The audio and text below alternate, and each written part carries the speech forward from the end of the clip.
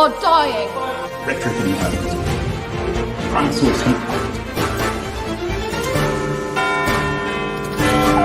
Because I don't have a future.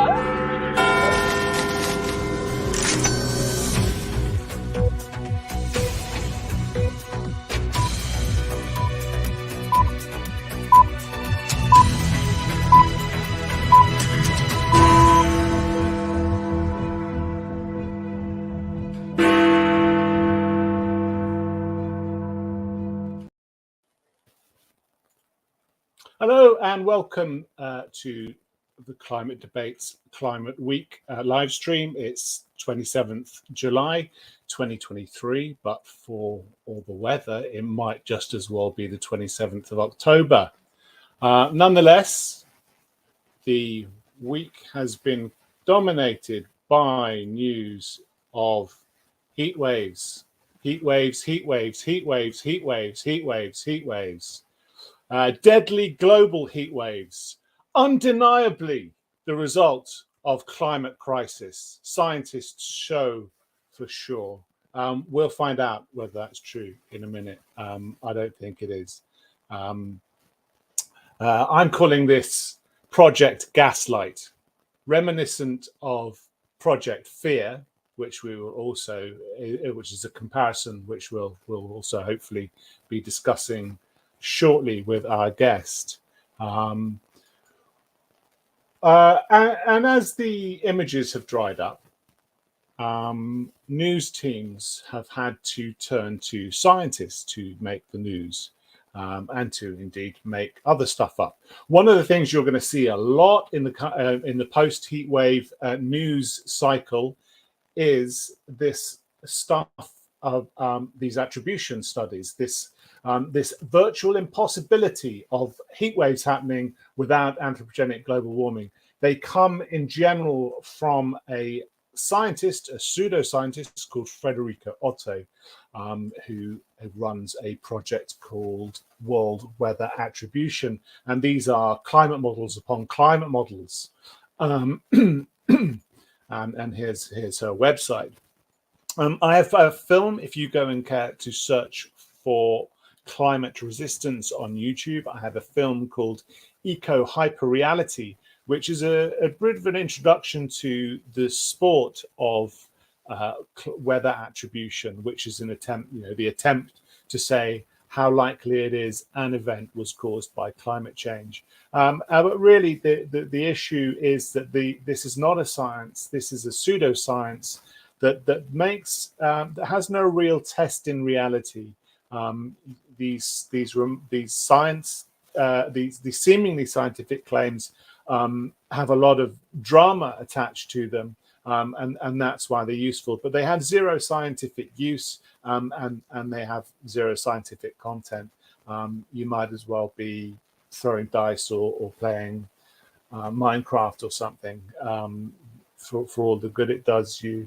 Nonetheless, people are saying that following the heat waves, we are now having wildfires. Wildfires are perhaps the most frightening images of climate change, or apparently from climate change. And here was Susan Moore in The Telegraph, which is a departure from its recent commentary on climate, which has been quite good. Susan Moore bringing it back down to absolute rubbish. She still sort of clearly spiritually back at the Guardian or wherever it was she came from. The world is burning. No, it isn't. A very small amount of the world is burning. And stop pretending everything is fine. Nobody's ever said everything is fine about anything, but wildfire is one of our smallest problems. Nonetheless, they will go on and on. The grift goes on and on and on. But here is the science, and the science has actually detected a 25% reduction in the global burned area. No matter how anyone tries to spin it, you cannot turn a 25% reduction of a global phenomenon into an increased risk. That's obviously completely bad science. And we know what the causes of fires are. We know that just being warm or being slightly hotter than normal does not start fires. Arson in the UK accounts for 50% of fires, according to firemen, and they should probably know a bit more about it than, let's call them degenerate climate scientists playing around with computer games, because that's probably what they are.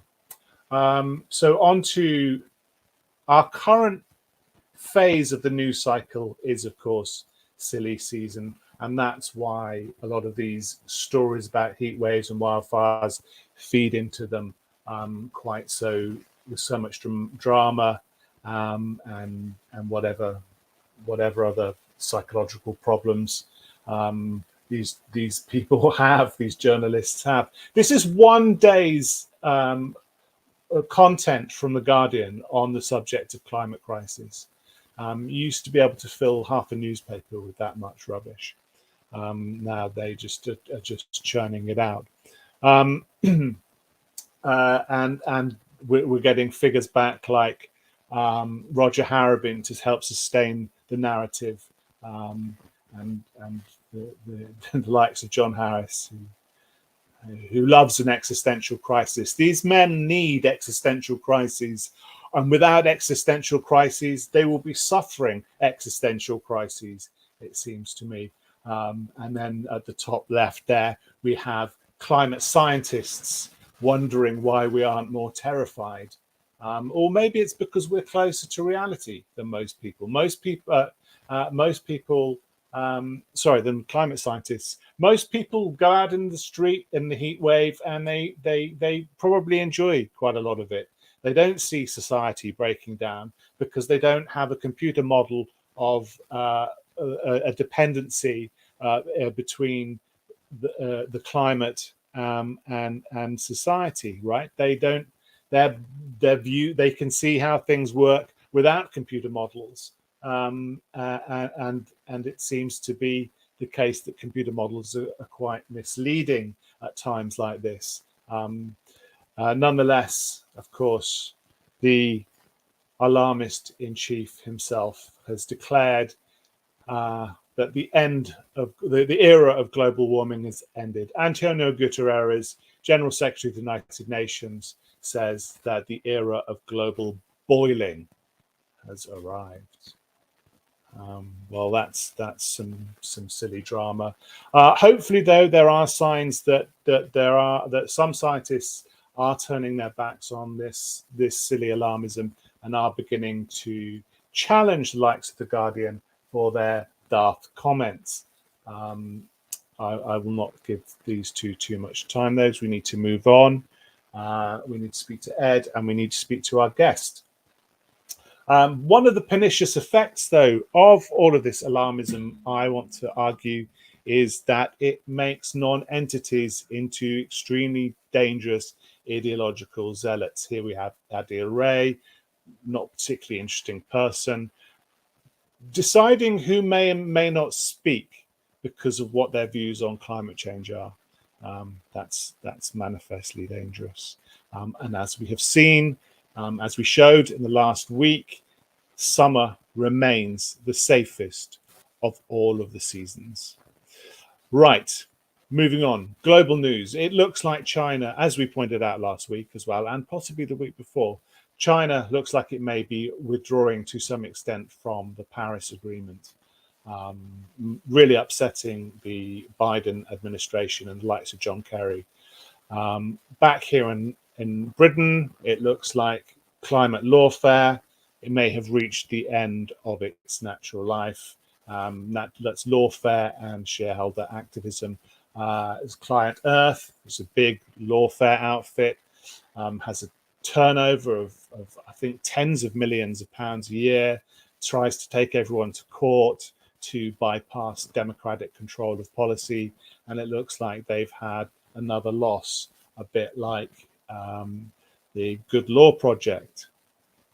So, what do we say about probably the other most important event of the last week, which was Uxbridge. There was a by-election in Uxbridge. So I'm joined now by my co-founder, Ed Rennie, co-founder of Climate Debate UK. Actually, it's all Ed's idea. So what have you got to say for yourself, Ed? And what did you make of the election and all the shenanigans since? Okay, well, it's pretty undeniable, more or less certain that the Conservative Party held on to Uxbridge because their candidate's policy was absolutely to oppose it, whereas the Labour candidate's policy was sort of a clever piece of waffle to say, oh, we'll delay it or ameliorate it or we'll think about it. And gone are the days when working class voters would buy that kind of BS from the Labour Party. What's also interesting and worth chucking in there is that Uxbridge was the by-election first fought by Tony Blair back in 1997. And he broke protocol, broke the traditions and conventions that were in place that sitting prime ministers didn't campaign in a by-election. And the adaptation of the 1997 election slogan, things can only get, was Britain deserves better. And the campaign slogan for that by-election was Britain deserves the best, with Tony Blair swanning around Uxbridge. So in fact, Labour have never really got Uxbridge, but it's quite clear that this really, really good chance of getting hold of it was completely scuppered because of the Mayor of London's ULEZ expansion. And obviously, by-elections, you protest vote, not that the MP themselves can stop ULEZ expansion, but clearly you want to send a message to the political elite that ULEZ is a bunch of baloney, especially in outer regions of London like Uxbridge. It was really, yeah. It looked like last Friday, Saturday, Sunday. Wow, things have really changed. Sea change. Michael Gove said, "Net zero can't become a crusade," which is a bit like a crusader saying that. I mean, but nonetheless, I got very excited about that. And then Khan was apparently, according to the Sunday Times, forced to rethink ULEZ because of a chat with Keir Starmer. But yeah, so I mean, I was chatting to people at the weekend, thinking, wow, this is all for the better. Maybe I'm going to be out of a job. Maybe Climate Debate is going to be over before it even began. The Sun saying voters are not going to be tolerated being hammered by punitive costs. Britain needs a referendum on net zero. All the Tory press lined up, and then things started to fade a bit, didn't they? Then the Mirror rightly points out that the Tories changed their car ban 5 times, and then apparently Michael Gove saying we are going to ban cars in 2030, petrol cars and diesel cars, well, the Labour Party claiming to be listening, but not very much. And now we've got this phenomenon of Tory-aligned think tanks funded by the usual suspects, sort of bringing out these weird opinion polls and weird wonks to say that there's a liability for the Tory government to drop net zero, and the same for Labour. What do you make of that? Well, it'd be interesting to see how the Tories do in those seats where they're fighting the Liberal Democrats.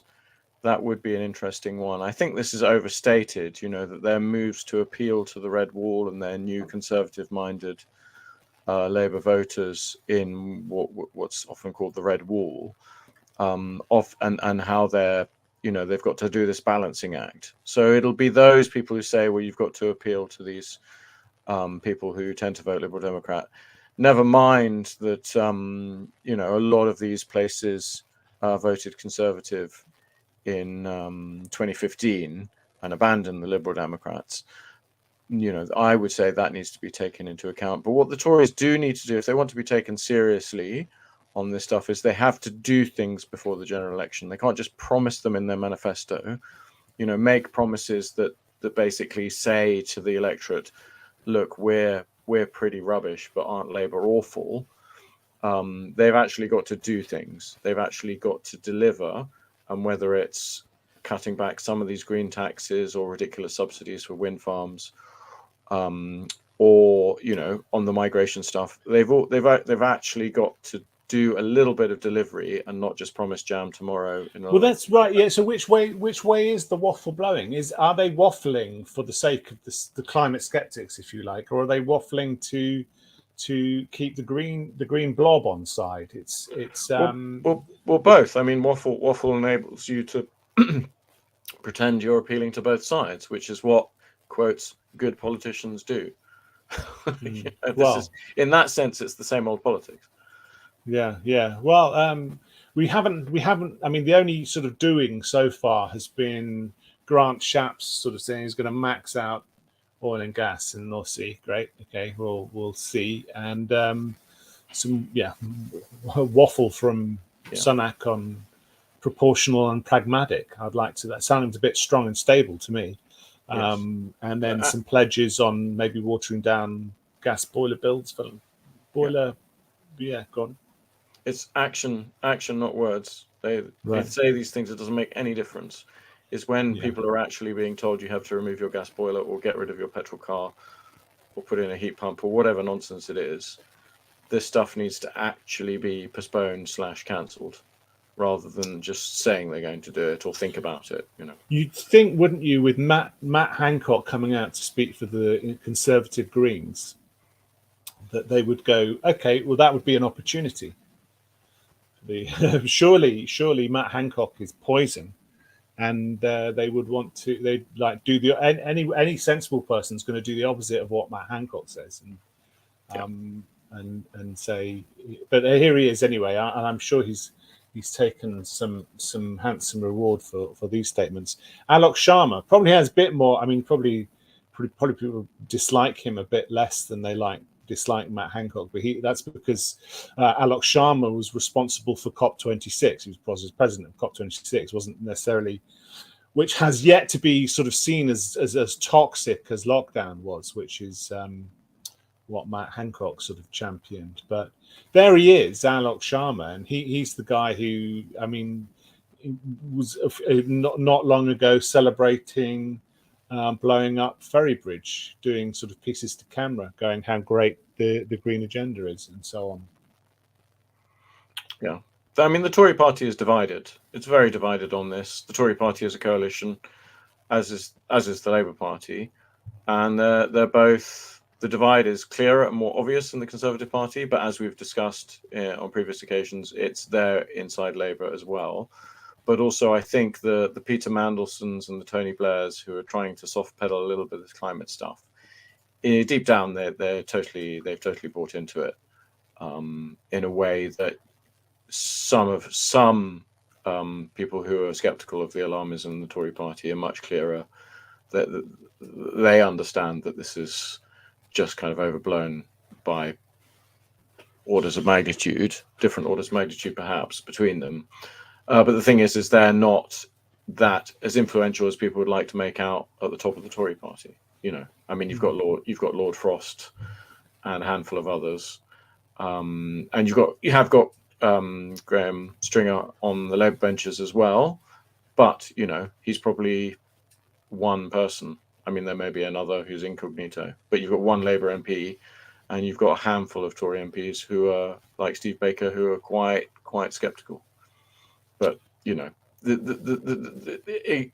it's the electoral arithmetic that they're playing, and they're playing what do we say, not what do we actually do.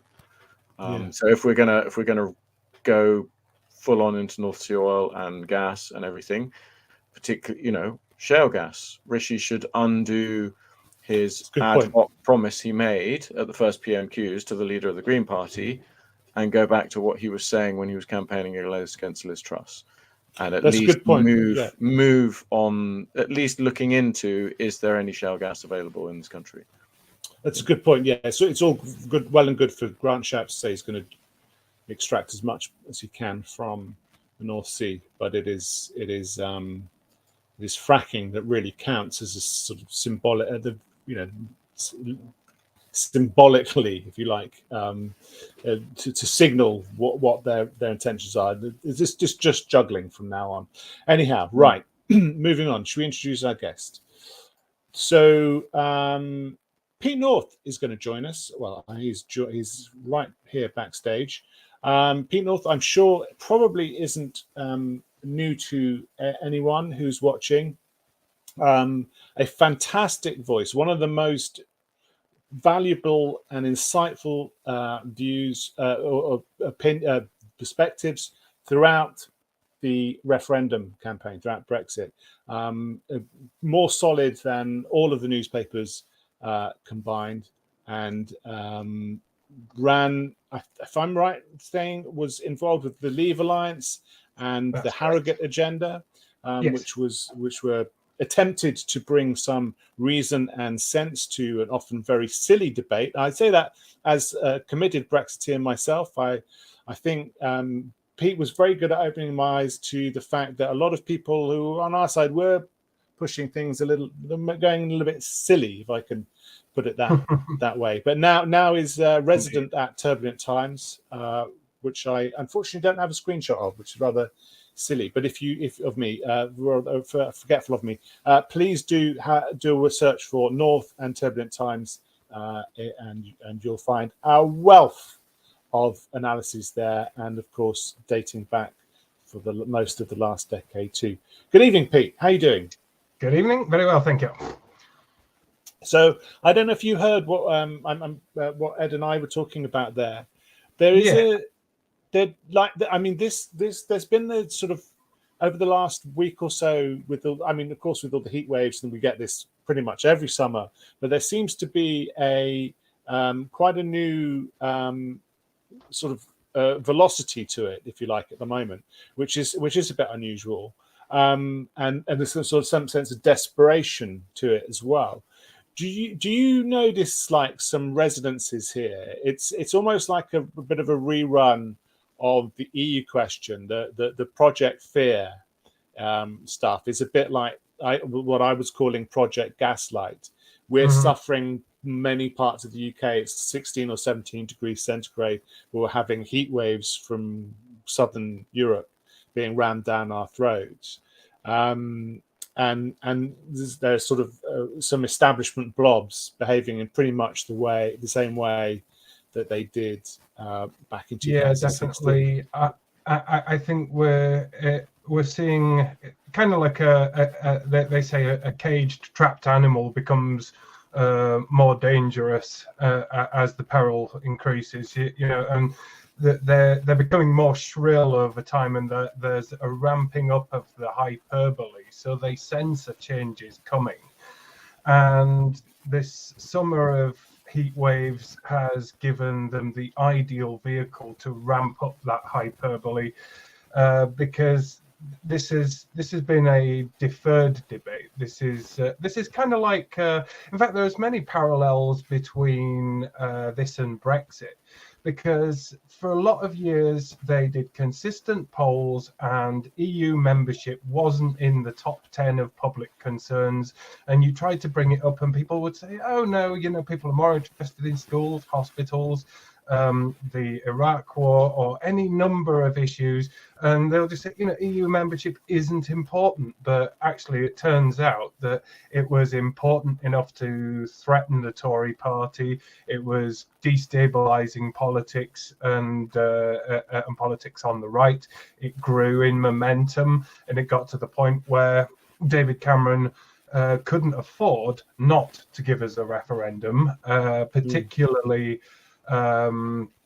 as we were going forward towards a new treaty, and so in the end, what was the turnout for the referendum?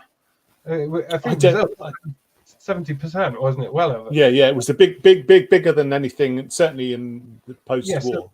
So this issue that, 10, 15 years ago, prior to the referendum, simply wasn't an issue, and it's not important enough to talk about. Well, actually it was important to a lot of people, and it was building and bubbling under the surface. But of course, it's never the thing about the climate actions we've taken. It's never had its sort of contact point with reality. You've tracked climate law, climate policy over many years, and you've seen politicians setting ridiculous targets going back 20 years, but these targets have no particular urgency, and they were sort of ethereal. They were on a higher level of politics that didn't connect with most people's lives. And then you had sort of abstract sort of reduction of tons of CO2, or we've got to reach this particular 1.5 degrees. These are meaningless targets that people just don't take an interest in. But if you introduce a looming deadline that says within a few years you're going to have to rip out your perfectly functioning boiler and somehow find the money just when we're having a cost of living crisis to refit your radiators and introduce a system that probably won't work as well.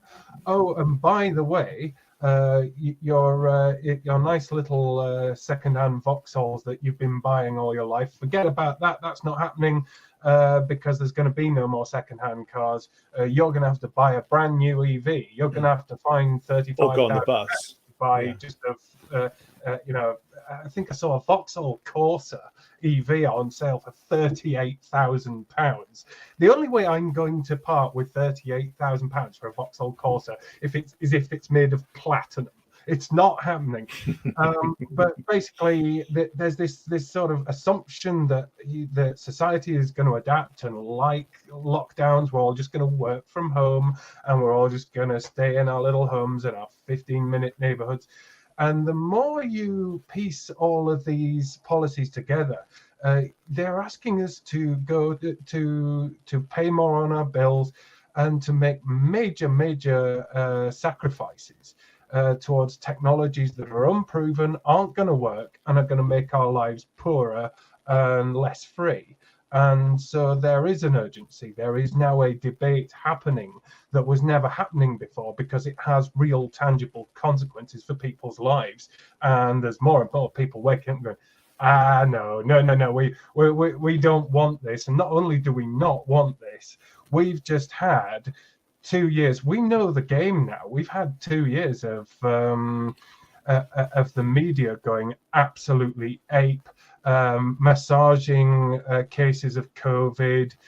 You don't have to be a tinfoil hat COVID conspiracy theorist. You can be a centrist and say the media completely overblew absolutely everything, distorted the science.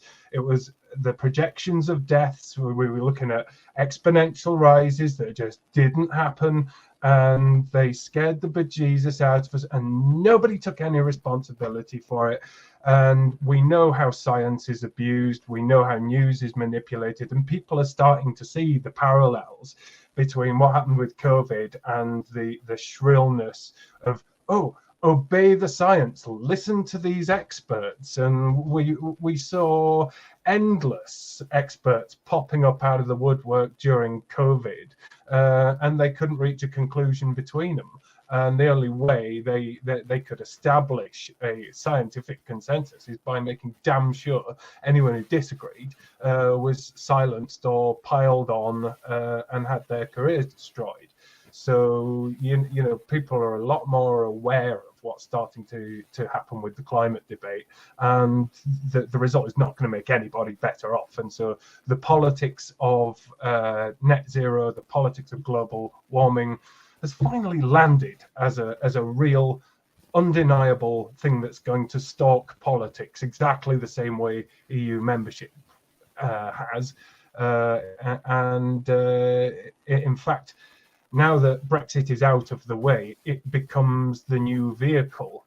Because one of the things I'm quite sad about is that coming out of the EU, it's also destroyed the potential of the so-called revolt on the right.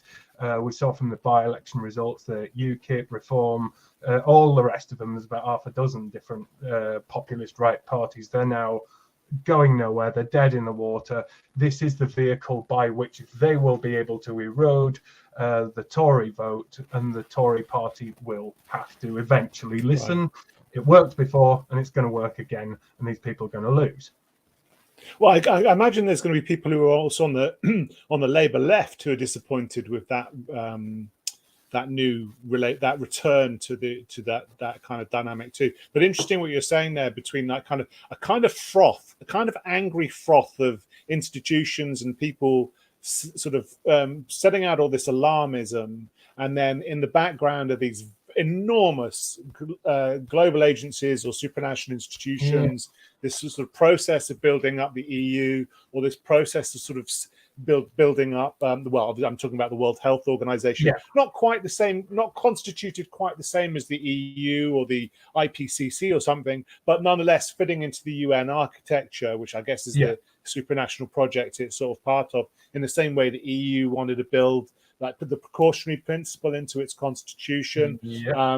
And so you've got these kind of this kind of but we're going to talk about Blair in a bit. I think when I bring Ed in shortly, well, I mean, well, I don't know. I mean, I agree with you. He's kind of boring, but I think Ed's got some good points. Everything he touched has turned to rubble and corpses, although some people sort of revising his view of things. But it's the same with COVID, isn't it? The same with COVIDism, if there's a COVIDism. It was sort of born out of this desire to save us all, but has actually arguably punished us all into a much worse position than we were in. And the same with climate change. It's just an incredibly punitive destruction, a dismantling of democracy. And same with the UN. There's no positive argument for any of these new enormous political institutions, and it's about our betters asserting their control over us again. You know, there's always been this well, you've pointed it out yourself on Twitter. All of these green blobbers and conservative environment network, they have all urged the Prime Minister not to break the cross-party consensus. Now, where have we heard that before? You know, Brexit, the entire, it's not a cross-party consensus, it's an establishment consensus, and it's the NGOs, it's the universities, it's the civil service, it's the public sector at large, and politics, the politics blob. And they're all saying there is this consensus, so again, we are being railroaded towards a particular position for notionally our own good, that's going to be decided by our betters, and it's going to be a disaster, a tragedy, a Brexit Mark II, if the ordinary plebs are allowed a say in their future. And again, it's all bogus polling, fake statistics. I mean, I think, was it, I'm not sure if it, Gavin Barwell, he's saying, if we want to keep the red wall of seats, we've really got to keep. Has this man ever been to a red wall seat? I mean, has he ever been to Grimsby, Cleethorpes, Hartlepool, Middlesbrough? Do you want to go and knock on the door of one of the red brick terraces up in the north and say, "Excuse me, how excited about the prospect of spending £38,000 on a Vauxhall Corsa and ripping out your heating and putting in a heat pump?" And I think you can imagine with fair accuracy what the answer is going to be. I just don't. I do not accept that the pollings and the numbers they're putting out are in any way reflective of how people really feel about the real consequences of net zero. And of course, it's worse with where you see the leading edge of the political changes around ULEZ, because like I say, this is the first time climate policies have had this sort of contact point with the electorate. And it's especially acute because if you're struggling to make ends meet already, and your daily commute's already expensive because your petrol's gone up by 50p over the last few years, 50p a litre, and your taxes are going up, your real spending power is shrinking. You're being told you're going to have to part with 12 quid every time you sit in your car. This is the straw that breaks the camel's back. So yeah, this is a turning point of a sort. So Ed, are you noticing? I mean, of course, I know you are. The resonances with the 2016 sort of events in terms of rhetoric and so on. Yes, and I mean our colleague Andy Shaw, who has been aware of this for quite some time. He's long been saying, "Well, look, this is the same as Brexit. It's just much bigger." Because this is the world. And I'm thinking about it because I think of that old Tony Benn quote, which is, it's the same each time. First they ignore you, then they say you're mad, then dangerous, then there's a pause, and then you can't find anyone who disagrees with you. And I'm wondering, because he says that with reference to progress, which obviously is a word that's been kind of somewhat diluted or corrupted of meaning. But I think we may have lost the part of that where you can't find anyone who disagrees with you. So I just wonder if this is, if you like, this is just the ongoing global Brexit war, because well, that's what it's going to come on to us. Campbell and Manson. Jump straight back in after this. But this is the point I wanted. This the second thing I wanted to discuss with you guys is we've had debanking as a kind of a bit of a last gasp as well. In recent weeks, where I probably need to know rehearsal here. Everyone knows what I'm talking about, Farage and co. Now we've had this Uxbridge thing, and we're talking about the resonances, but are we in a very different place now? Like, we've got the skepticism is out of the bag, right? Someone's let it loose, and the establishment's not going to really be able to control it in much the same way as I mean, it was remarkable to see debanking just get this enormous shot in the arm. But we gave Farage this enormous power instantly. And it sent big waves everywhere, and now the net zero realities, it's almost more concrete than anything the EU's offering. So are we different? What do you two think? Are we in a different place to where we were 5-10 years ago on the climate issue?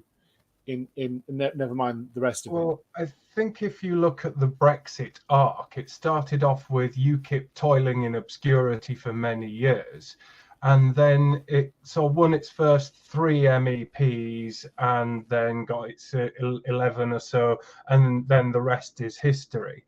And I think we're on that sort of early part of the curve where it's sort of the equivalent of having an MEP elected. That's where we are on the resistance curve. So there's a long way to go yet, because we're talking about we're having this debate: will the politicians row back on net zero?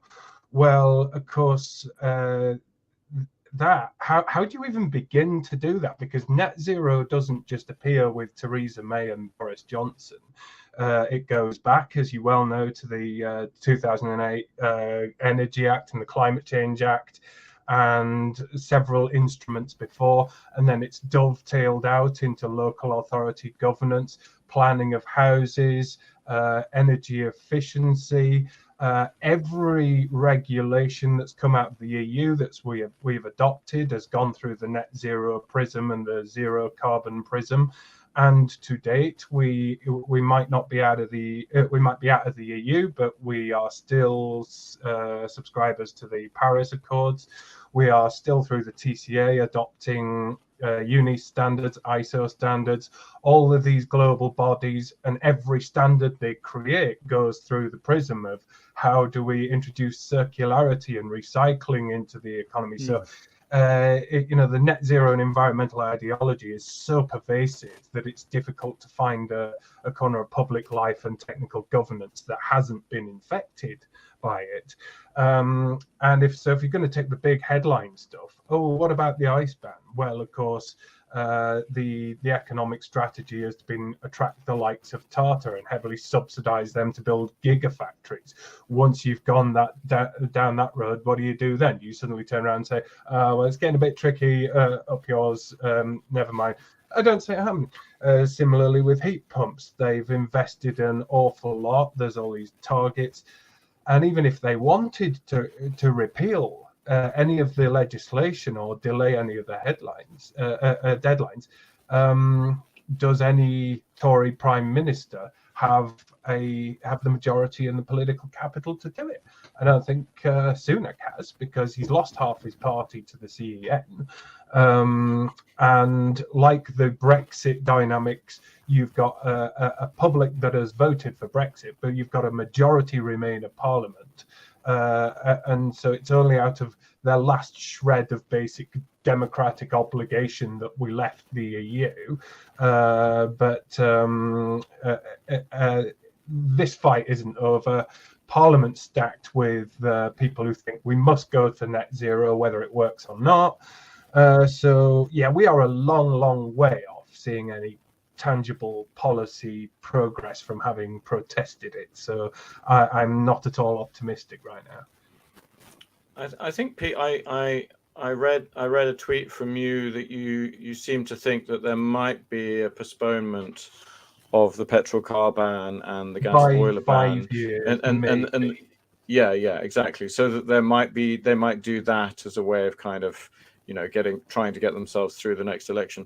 I'm just wondering also, just to be slightly more optimistic, in the sense that my take on it is that we're moving maybe a little faster, because it seems to me there's a lot of Tory MPs who are really starting to get this now quickly. Now, there always were some old diehards on the Eurosceptic right, so that there is a kind of similarity there. But a lot of these guys are the new Red Wall Tory MPs. Now, maybe they will lose all their seats, and that will be killed off. But it seems to me that there's perhaps a larger section of the Tory party that understands that this is all overblown nonsense, and that certainly the policies attached to it are just absurd, ridiculous nonsense. So the question is, for my mind, that's the optimistic bit, is that maybe the Tory party and little bits of the Labour Party are kind of getting it a bit quicker than previously with the whole EU issue, but that what, like the EU issue, is just going to be an ongoing warfare. It's just going to be trench warfare.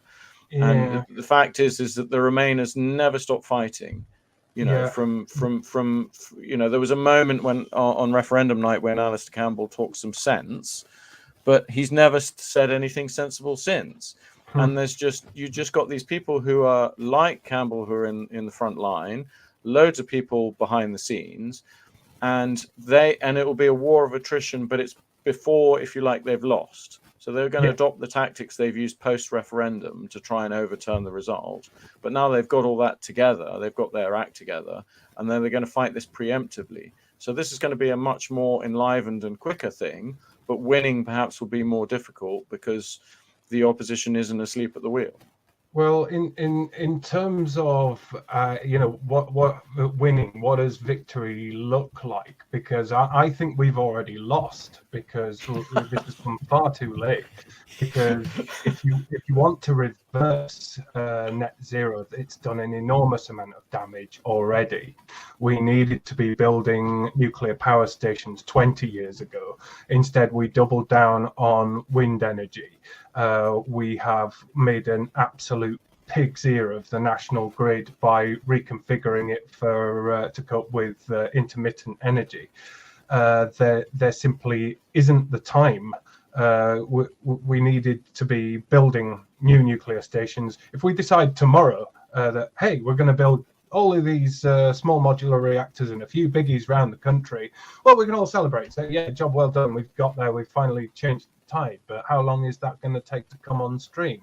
10, 15 years and several billion over budget to get a new nuclear power station up and running. Meanwhile, the small modular reactors, great idea, everybody wants them, but the first contact it has with local opposition, oh, you can't put a nuclear reactor near our schools.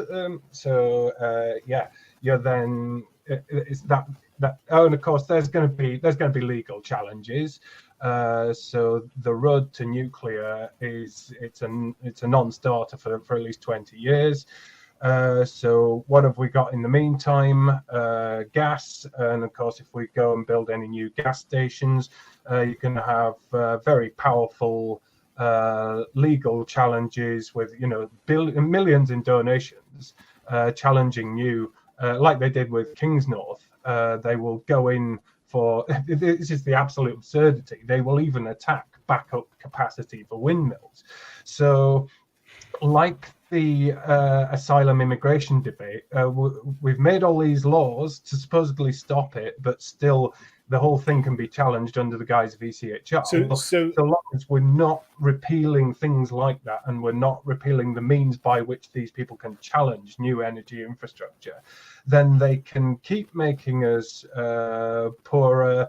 Energy keeps going up, so we can keep winning the argument, but the consequences of the last 10, 15 years of policy ineptitude are going to be with us for a very long time to come. So you make some good points, and I think it sort of to carry on with the comparison, in a sense, that UKIP was formed in the middle of the 1990s, if I remember rightly, and then it wasn't until the middle of the 2010s that then it got its moment, and we haven't really even got a UKIP yet. Of climate. I mean, there are people are saying it, but I don't think they really understand it. What kind of project it is, what kind of ideology it is, and what it really wants us to wake up one morning in 2050 and see the world as, right?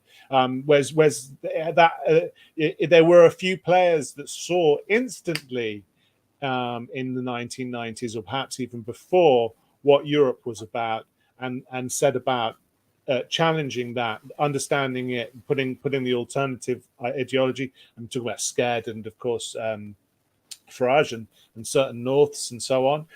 But then although there have been people who have seen that coming with climate and with environmentalism, even in the 90s, even in the 80s and 70s, in fact, that had never turned into that has never coalesced into a political movement, despite the fact that environmentalism is this much more powerful ideology than apparently the EU is an institution.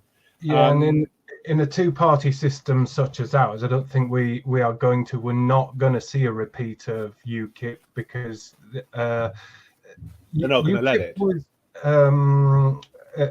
That whole dynamic only happened because of EU membership and Euro elections, and that was how it got the foot onto the political mainstream, the seats on any questions and question time, and by law the BBC had to acknowledge UKIP existed. But in a two-party system, it doesn't. The Sky News, BBC does not have to acknowledge that there is a movement, even if it does get its act together. Right, but it could. This is going to be extra parliamentary politics. This is going to be forces moving on the outside.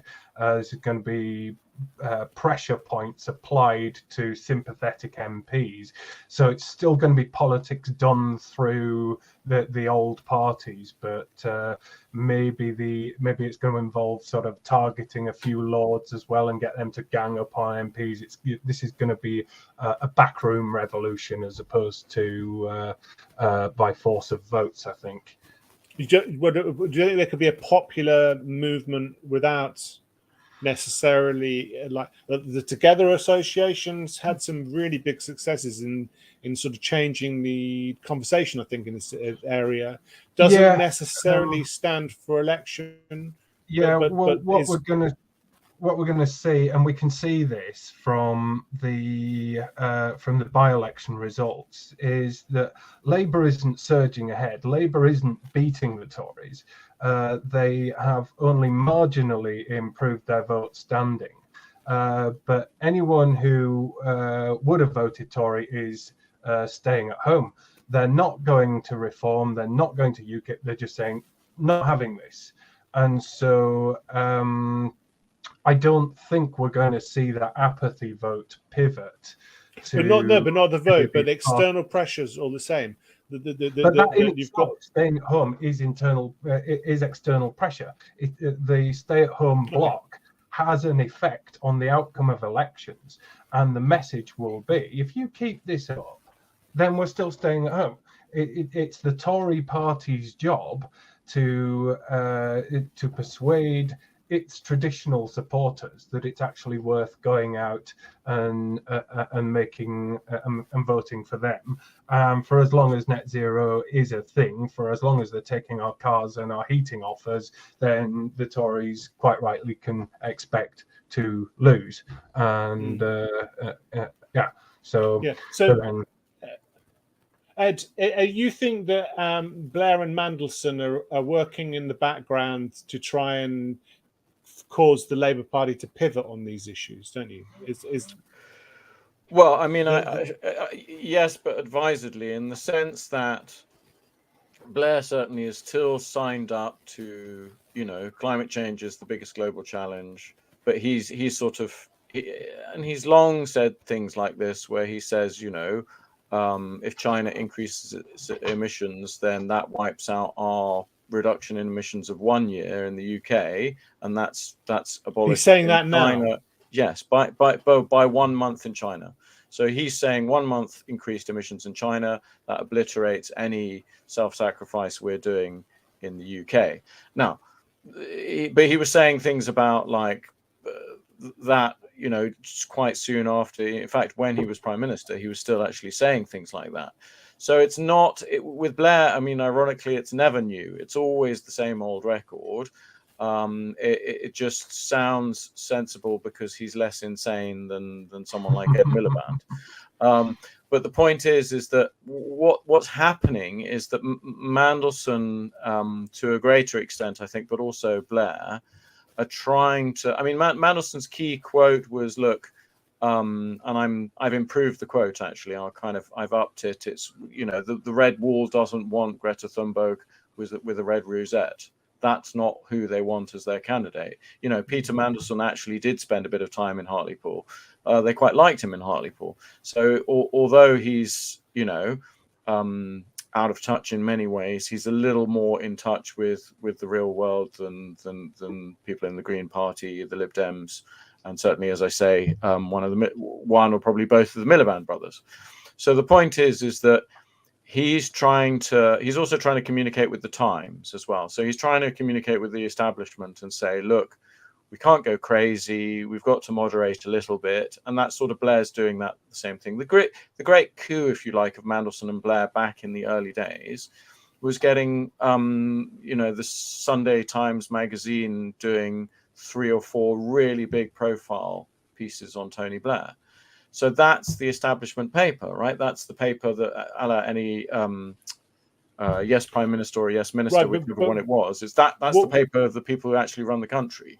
Well, what are they doing today? That's what they're aiming for. Right, today. But today, are they having a material effect on the debate today? This is the contention. Well, behind the scenes, I mean, it's not unlike Pete's point earlier about, there's a lot of stuff behind the scenes going on, and it's much more behind the scenes in the Labour Party than it is in the Tory Party. I mean, again, with the head of the GMB, right, that's showing a bit more public face to it. It's just getting a little glimpse, as with the odd Peter Mandelson piece in the Times or the odd kind of briefing he's giving about Keir Starmer not liking tree huggers. Is that it's this kind of semi-public debate where if you're reading through the runes and you can be bothered to get someone to dig out a New Statesman article for you to read because you're not going to pay for the thing, then you can see what's actually going on sort of internally. But really, the thing is that they're still signed up for it, and they're still, as Rishi Sunak is, this maybe moving on global finance, but the Blair project via Starmer is not abandoning that yet. They still want to spend billions of pounds helping out Africa run its energy grid on solar panels. I mean, it's absurd nonsense, but that's that's the thing about the modern left, as I often call it, rather than the traditional Paul Embry trade union left, is that it's still anti-democratic and it still believes in these kind of Fabian ideological delusions of utopianism, and that's still what the key thing that drives the middle class aspect of the Labour Party. If they've done their research at all, though, I mean, the meme in politics for the last few years has been green recovery, green renewal, green levelling up, green jobs, and the shadow chancellor lady, I forget her name, Rachel Reeves. The Dalek. She's dead keen on this, and so is Miliband. And Starmer, he's alluded to that sort of thing. But if they've done their research at all, they would learn that there's quite a lot of cynicism about this, because they're talking about, we're going to level up and regenerate all of these places with green funds and green energy jobs. Well, this is not new. This is an idea, because Hartlepool, there's an absolutely massive wind turbine production facility. Same with Hull, and at Lowestoft, there's the service sheds and the boats that go out and mend them and maintain them. And what you've found is that they're not employing many people, and if they do employ people, they're not. Gone are the days where, like the shipyards being in Hartlepool, where thousands of steel workers. These are highly qualified specialists. Chances are they're from Germany or France, so qualified engineers that they brought in, not people trained locally. And then you go to Lowestoft, it's had all this renewable energy investment, and you go out to the seafront, you're greeted with a wall of windmills. Has that in any way changed the fortunes of Lowestoft? Well, if you drive in from the south and you look at the old dockyards where all the fishing boats used to be, it's derelict, completely wiped out. How many, there used to be hundreds of fishing boats in the area, and now there's 2 medium-sized service ships and 1 shed. As it employed 1,000 people. So, what are these green jobs? In what way is it going to revitalize so-called red wall places? Well, we've had these green jobs. They're not doing anything for anyone, and I think people are more than aware of that this is jam tomorrow that's never going to come. Yeah, Guffpot says Guffpot says helicopter pilots to take the maintenance teams out to the Willigans. That'd be a fun job. I live near a wind farm. Well, I can see about 5 wind farms just in the sea over there, and the port, they're serviced by Ramsgate. And I mean, it's quite nice. I quite like walking around the harbour, and I quite like walking along the cliff top. But when you get to the bit where I mean, it's just tragic. It's just sad to see. There used to be a thriving port. It used to have quite a lot going on around there, and now even the wind farm companies have lost their self-respect, and the flags that they're flying are literally ripped to shreds. I mean, it's sort of flat, and then it's just a nasty little industrial estate. Sorry, Ed, I interrupted. Carry on. Well, no, it's just that the point is that Boris and to some extent Rishi have given the Labour Party the easy ride on this, because they allowed the levelling up agenda to be dominated by this green growth, green jobs nonsense, instead of doing some actual levelling up.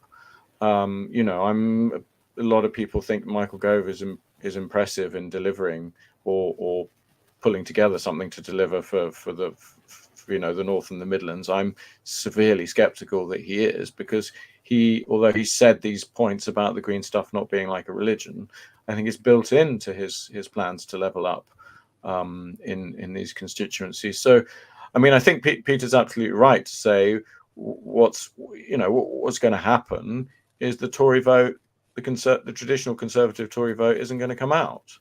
And then Rishi will try the culture war stuff, and he'll try the messaging of whatever you think of me, it's going to be so much worse with Labour, and it's anyone's guess whether that's going to work or not. And it just seems to me that I think the only chance the Tories have really got is that Keir Starmer is so dull and uninspiring. He's like a vacuum of charisma. He's the anti-charisma, that people will just go, well, this is just such dross that and Rishi's all right. He's quite a likable guy, and they haven't warmed to him at all. They may warm to him a little. I mean, he improved, during the leadership election campaign against Liz Truss. It wasn't difficult to perform better than her.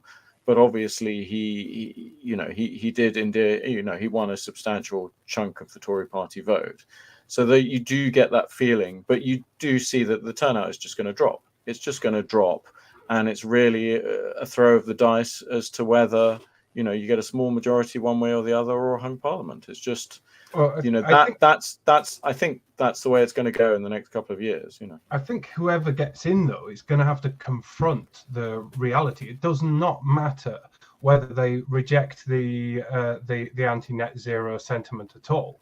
They're still coming into office where they don't have the money to spend on these big fanciful projects, but the industry themselves cannot deliver. If you're looking at supply chain issues in the wind industry and the maintenance issues they have, and the fact that they're retiring them at a rate faster than they can replace them. The industry can't deliver net zero. The auto industry cannot deliver the turnover of EVs. The battery industry cannot supply the number of batteries. The grid cannot supply the energy to charge batteries. It cannot even supply enough electricity to keep the lights on. So at some point there comes a crunch point where some grown-up decision making has to be made. And it's the tragedy is that none of this was preempted, and they've brought us to here. But one way or another, it was preempted. It's going to die, whether or not they repeal it. But it's what happens and how much damage in the meantime is the real big question here. There are a number of people who can say "told you so." Yes, but that's always cold comfort, isn't it? So we have been chatting for an hour. It's gone by like that, and I feel we're just getting started, Pete. So we're going to have to get you back, if that's all right. Sure. You right to speak for 5 minutes or more, because absolutely. This has been great. But what I wanted to wrap up with, but we're only going to be able to scratch the surface of, is the question. I have a lot of discussions with our comrades in the climate wars. I don't know. I wouldn't even necessarily. I mean, I was sort of taking a bit of a lukewarm view. I don't even know whether you're a lukewarmer, a denier, a skeptic, or what category. But I'm not going to ask you about that. But one of the discussions, the debates I have with people is that there's so much more to the climate debate than is CO2 a greenhouse gas? Is mankind causing global warming? And even is mankind causing climate change? That those are almost extremely boring debates. We've barely discussed them. I've mentioned them a few times in the introduction, but there's so much more to it that there's this whole great big ideology, which is one of at least three ideologies that are sort of dominant at the moment as well, in terms of racial grievance ideology, ridiculous gender ideology, all this sort of woke stuff. How would you try and persuade people on our side to broaden their focus, broaden their perspective a bit out from the science and to sort of more political and historical views? Well, to recognise that that this is primarily political over scientific, and I would certainly say that one thing that worries me is that now that we've come out of the EU doesn't get the same level of scrutiny that it once did. In some ways, our national debate has become a little bit more insular. And one of the things we talked about during the Brexit debate, one of the things the Remainers were right about, is there is a certain degree of policy gravity. So we could decide tomorrow to repeal the ICE ban, but what does that matter when European car industry is Mercedes, BMW, Skoda, and even some Vauxhalls are built over there. So it doesn't matter. We're a relatively small market compared to the rest of Europe and where Europe exports to. So it's wider, it's much bigger than the domestic decisions, and it's to do with the trade deals that we're signing, the sort of standards that we're adopting, and how environmentalism is creeping in to just general technical standards, and this widens out into environmentalism itself is causing problems the world over, just with recycling, because for a lot of years we consume, we generate plastic waste, and traditionally we've sent it out to be recycled, but it ends up being incinerated or just put into landfill. And when I say incinerated, I mean just openly burned, not even sort of waste to energy. It goes out to Turkey, it goes out to